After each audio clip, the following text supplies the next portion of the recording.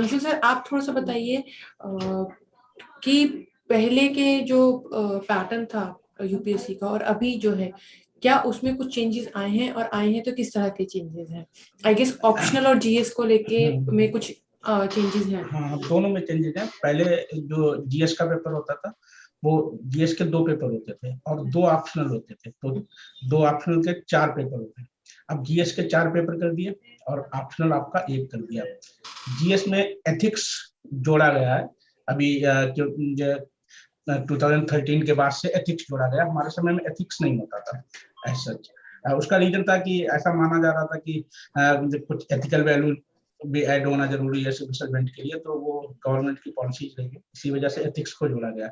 तो एथिक्स, और ये जब पहली बार जब जुड़ा था तो एकदम से नया सब्जेक्ट था, इसके बारे में स्टूडेंट को इंफॉर्मेशन भी नहीं थी। आज भी इसके बारे में बहुत सी ऐसा कोई बुक्स वगैरह मार्केट में अवेलेबल नहीं है।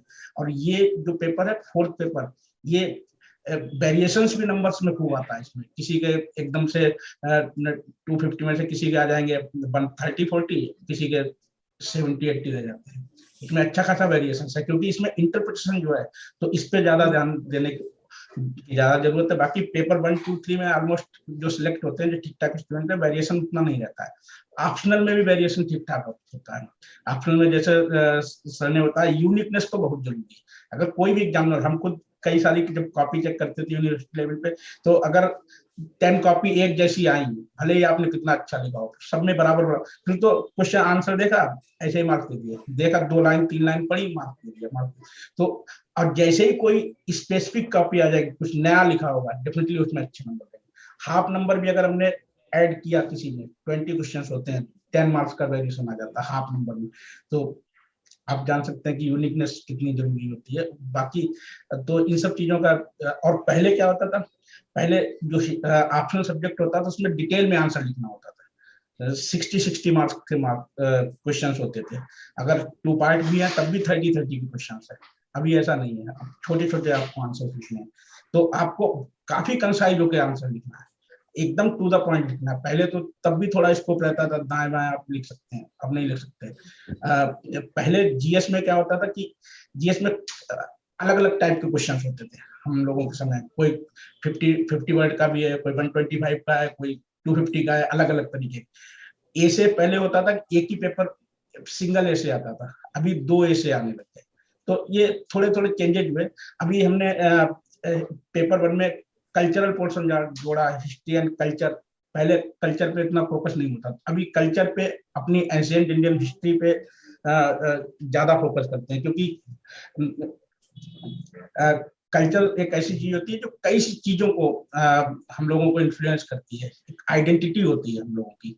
कल्चर से ये पूरी दुनिया के अंदर एक रिकॉग्निशन हमारा कल्चर की वजह से ही होता है, जो केवल इंसानों के साथ में होती है, जानवरों का कोई कल्चर नहीं होता है। तो हम लोग कल्चर पे भी ज्यादा फोकस कर रहे हैं, सेंसिटिविटी होती है लोगों की कल्चर के साथ, तो इस पोर्शन पे भी थोड़ा ध्यान देने की जरूरत रहती है। यही सारी चीजें चेंजेस हुई है। पहले क्या होता था हमारे समय में कि जीएस का जो पेपर होता था उसमें स्टेट आती थी, अभी वो उन्होंने इसमें सीसेट के अंदर रख दिया। अब मेंस में मैथमेटिक्स या ऐसा कुछ नहीं है। तो ये बेसिक बेसिक चेंजेस मोरलेस अभी भी जो बेसिक नीड्स यूपीएससी को है, जिस तरीके के लोगों की पहले भी वही थी, अभी भी वही है कि हमें, हाँ, ये इसमें कोई चेंजेस नहीं आया है कि हमें एक ऐसे लोगों को हम लोग सिलेक्ट करेंगे जिसकी अंडरस्टैंडिंग अच्छी हो, भले ही बहुत ज्यादा उसके पास कंटेंट हो। कोई उन्हें प्रोफेसर्स थोड़ी चाहिए कि जो बाद में उनसे क्लास पढ़वाना है, उन्हें उसकी जी, अंडरस्टैंडिंग ना हो। कौन एक्चुअली उसी तरह का एक सवाल भी है हमारे पास एक व्यूवर्स की तरफ से कि बोर्ड, मेरे ख्याल से आलोक सर बहुत अच्छे से जवाब दे देंगे कि बोर्ड क्या देखता है, ट्रेड्स देखता है या इंटेलिजेंस देखता है आपका ज्यादा? मतलब मैं बहुत ज्यादा इंटेलिजेंट नहीं हूँ, बट आई कैन कनेक्ट कि सर्विसेज क्या मांगता है नेशन के लिए, तो एक्चुअली में क्या देखना चाहता है बोर्ड? जी, मैं वही वही बता रहा हूँ। बिल्कुल आपने बड़ा ही इम्पोर्टेंट सवाल पूछा कि एक तो मैं ये बताना चाहूंगा कि टीवी बोर्ड के पहले जो एथिक्स का सिलेबस अगर आप पढ़ें, मतलब जो बच्चे लोग हैं, उसमें जो जो पॉइंट्स दे रखे हैं, those are the qualities which is expected of civil servant. उसमें सारी चीजें हैं, उसमें अगर आप सिलेबस को ही पढ़ लेंगे तो वो एक्सपेक्टेड होता है। बाकी हम लोग इंटेलिजेंस तो while at the time of interview specially interview के समय में इंटेलिजेंस आपका नहीं चेक होता है, क्योंकि आप कितने इंटेलिजेंट हैं, कितने काबिल हैं, क्या है, वो सब मेंस में चेक हो गया है। वहां हम देखते हैं आपकी पर्सनालिटी, मतलब आप गिवन सिचुएशन को आप कैसे हैंडल करेंगे। जैसे फॉर एग्जांपल अगर मान लिया वहां पे सवाल जवाब हो रहा है, तो एक बोर्ड मेंबर ने आपसे सवाल कोई पूछा, आप उसका जवाब नहीं दे पाए, दूसरा सवाल पूछा उसका भी जवाब नहीं दे पाए, तीसरा सवाल पूछा उसका भी आप जवाब नहीं दे पाए, तो उसके बाद आपकी सिचुएशन क्या है, आप कितने रफल्ड हो गए, कितने परेशान हो गए, या आपने अपना बैलेंस मेंटेन करके रखा सो दैट कि जब अगला मेंबर आपसे सवाल पूछता है उसके सवालों के आप जवाब दे पाए। तो फिर हम मान करके चलते हैं कि आपकी बड़ी बैलेंस्ड पर्सनालिटी है and you get positive marks despite the fact कि एक पर्टिकुलर बोर्ड मेंबर के कई सवालों के आप जवाब नहीं दे पाए। तो कहने का मतलब है कि आप कितना cool composed, because from a civil servant what we require कि कितनी भी डिफिकल्ट सिचुएशन हो वो उसके चेहरे पे नहीं नजर आनी चाहिए, वो उस सब चीजों को अपना बैलेंस नहीं खोए। तो उस तरह का हमको बैलेंस्ड पर्सन चाहिए, वो उसकी वो ट्रेट हम देखते हैं रादर देन कि वो इंटेलेक्चुअली कितना साउंड है।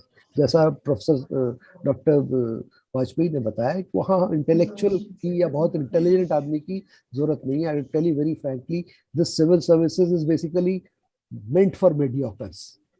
मतलब माफ करिएगा, मतलब बुरा भी लग सकता है लोगों को, but it's not a selection of your intellect. आपका आईक्यू नहीं टेस्ट हो पाता है यहाँ पर।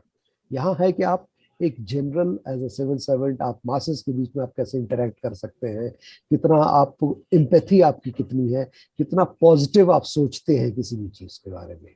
मतलब देश में ये हो रहा है, ये गड़बड़ी, ये करप्शन हो रहा है, बट डिस्पाइट दैट आपको अगर आपकी बातों से हमको लगेगा कि नहीं ये बंदा फिर भी होप रखता है, विश्वास रखता है कि नहीं बेहतर होगा, अच्छे दिन आएंगे, अगर ये इस चीज को मतलब not in that literal sense जो पॉलिटिकल इसमें होता है, पर अगर ये पॉजिटिव सोच स्टूडेंट के साथ में है या एस्पिरेंट के साथ में, तो उसको हम सेलेक्ट करते हैं रादर देन कि बहुत ही वो आइंस्टीन की तरह वो सॉल्व कर दे प्रॉब्लम।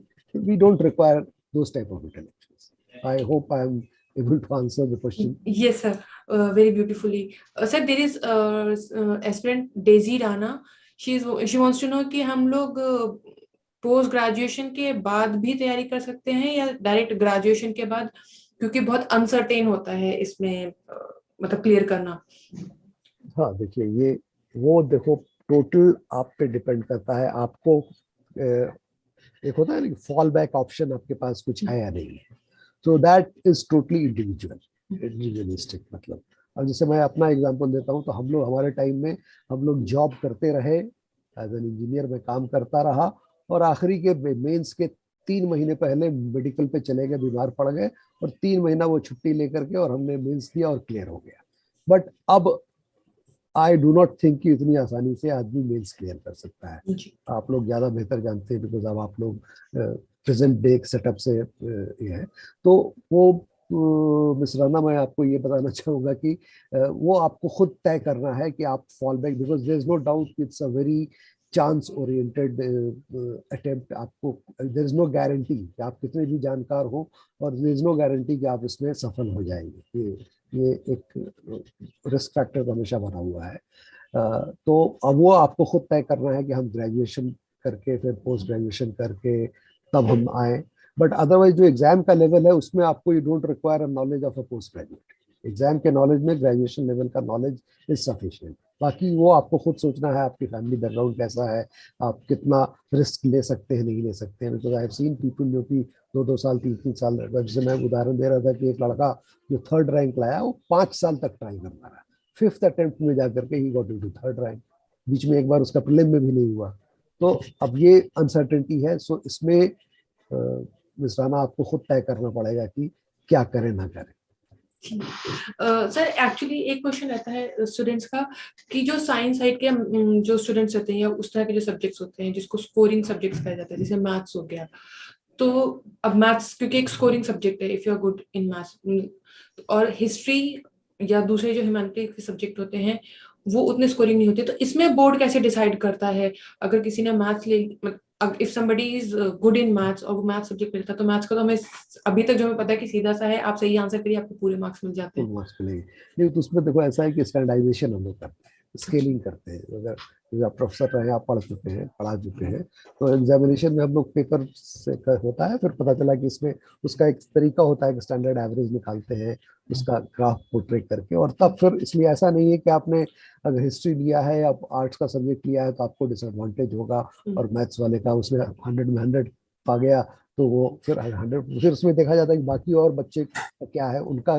स्टैंडर्ड डेविएशन कितना है क्या नहीं, उसके हिसाब से स्टैंडर्ड। तो इसलिए इससे कोई फर्क नहीं पड़ता है कि बल्कि मेरा तो ये मानना है कि मैं भी इंजीनियर, मैं कह सकता हूँ कि ह्यूमैनिटीज के सब्जेक्ट में ज्यादा आसानी से आपको नंबर अच्छे आ सकते हैं। मेरा खुद का साइकोलॉजी में ज्यादा अच्छे नंबर आए थे, इंजीनियरिंग में कम आया था। सो दैट इज इन जनरल मैंने देखा है यहाँ पर जो बच्चे लोग हैं, कई लास्ट ईयर भी मैं इंटरव्यूज में ले रहा था, लोगों के बात कर रहा था, तो मोस्टली इंजीनियर्स, डॉक्टर्स ने, किसी ने सोशियोलॉजी ले रखा था, किसी ने आईआर ले रखा है, तो पॉलिटिकल पॉल साइंस ले रखा है, साइकोलॉजी ले रखा है, तो उसमें ऐसा कोई फर्क बहुत ज्यादा नहीं होता है।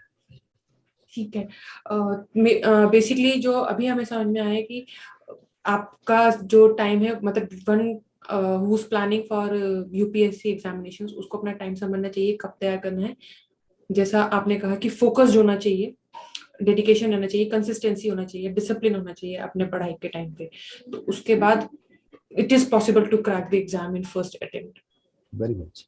जी सर, ठीक है। हमारे साथ टाइम आई गेस पूरा हो रहा है, तो any and note from your side, या कोई सजेशन या कोई टिप आपकी तरफ से हमारे एस्पिरेंट्स के लिए?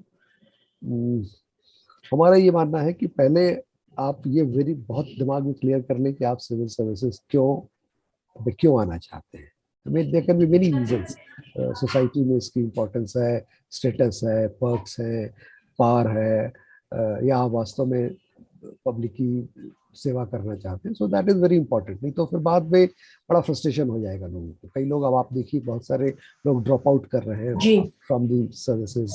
जैसे मैंने बताया कि एक ही हमारा को पैनलिस्ट था, हम लास्ट ईयर इंटरव्यू दे रहे थे, तो आईएएस बंदा था, वो 10 साल नौकरी करके तमिलनाडु कैडर का छोड़ के मेंटरिंग कर रहा है।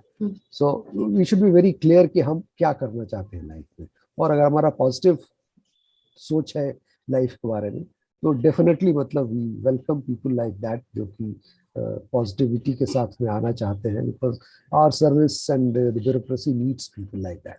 सो अच्छे लोग आए, अच्छा करें, तो देश हमारा अच्छी तरफ जाएगा। So that is my take from you.